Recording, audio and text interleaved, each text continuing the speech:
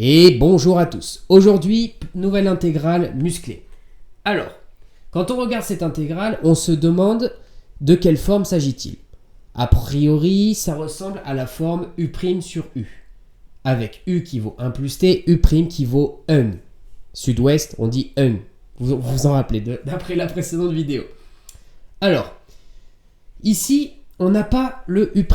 À la place du U', on a T. Donc, en réalité, on n'a pas U' sur U. Mais vous allez voir, on va utiliser une petite technique de Marlou, la technique du balayeur. Qu'est-ce que c'est la technique du balayeur? Eh bien, je vais vous montrer tout de suite. Vous prenez cette intégrale et vous ajoutez 0. Alors, je sais, vous allez me dire, ajouter 0, ça ne changera rien. Mais 0, ça peut être égal à tout et n'importe quoi. Alors, c'est pas clair dit comme ça, mais vous allez très vite comprendre. Donc, je réécris l'intégrale de 0 à 1. 0. Est-ce que 0, ce serait pas, par hasard, 1 moins 1? 1 moins 1. Donc, je remplace 0 par 1 moins 1. J'écris plus t. Et je recopie la fraction. 1 plus t. Alors, vous êtes d'accord avec moi, je n'ai absolument rien changé. J'ai juste écrit plus 0. J'ai le droit de le faire. 0, c'est égal à 1 moins 1.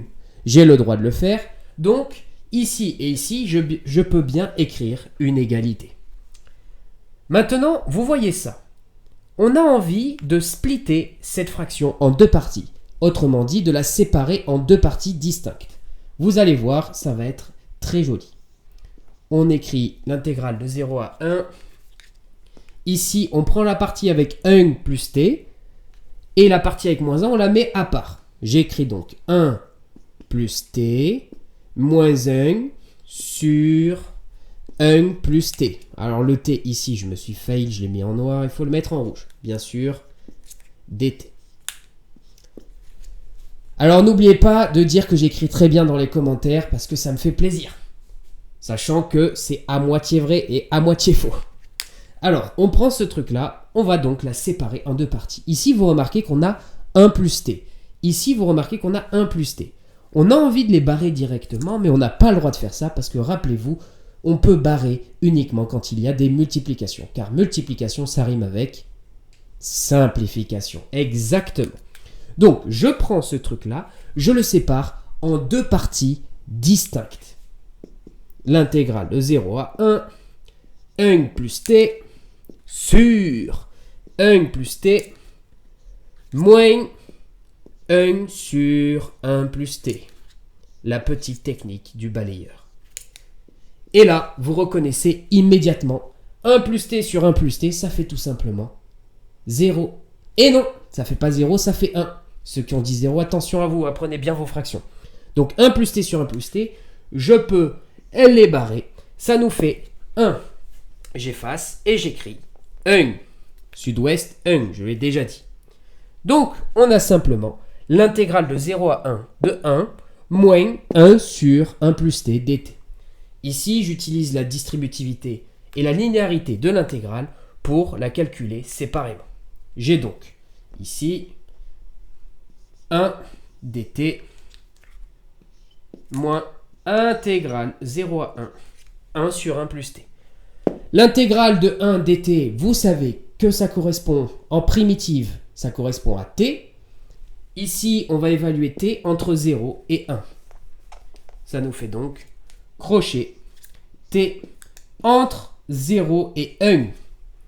Ici, comme je vous disais tout à l'heure, ça nous faisait penser à notre fameux U' sur U qui correspond à ln de U. Et là, vous remarquez immédiatement 1 plus t qui correspond à notre U. Lorsqu'on le dérive, ça fait 1. On a bien U divisé par U, ce qui correspond en primitive à ln de U. Attention, ln de valeur absolue de U. Donc, nous allons écrire ln de valeur absolue de 1 plus t que l'on va évaluer. Ok, c'est très frustrant. Voilà, on va mettre les deux en noir pour que ce soit très joli. Entre 0 et 1. Ici, maintenant, je calcule t. Est-ce qu'on voit bien? Ouais, c'est bon. Ici, je vais calculer, n'oubliez pas, f de b moins f de a, c'est-à-dire arrivée moins départ. Donc, je remplace t par 1 et t par 0. Et je fais la soustraction. soustraction au point d'arrivée avec le point de départ. Donc ça nous fait 1 moins 0 qui nous fait 1, bien sûr. Donc finalement, ce truc-là fait 1. Oui, j'ai pas investi dans un chiffon, donc commencez pas. J'achèterai un chiffon la prochaine fois. Ici, n'oublions pas le moins, c'est super important. On va donc calculer ln au point d'arrivée, moins, mais il y a un moins devant, donc ça fera plus, moins le point de départ. Donc, ln du point d'arrivée, t vaut 1, ln de 1 plus 1, donc ça nous fait 2, il y a un moins devant, moins ln de 2 finalement.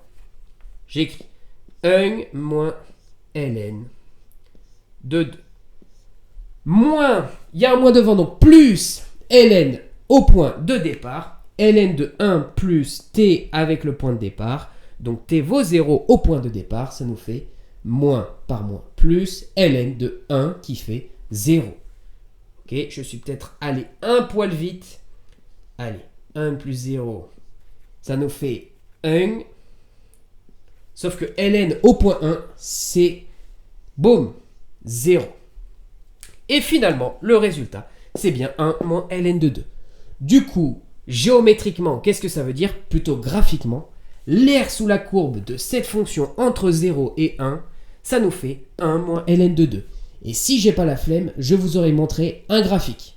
Donc j'espère que j'aurai pas la flemme. Comme ça, vous voyez bien les petits rectangles, les petits graphiques avec les petites couleurs. Voilà, c'est tout pour cet épisode de One Shot. Moi maintenant, je vous dis abonnez-vous, likez la vidéo, pensez bien sûr à la commenter et travaillez, révisez et réussissez votre année. Allez, ciao tout le monde!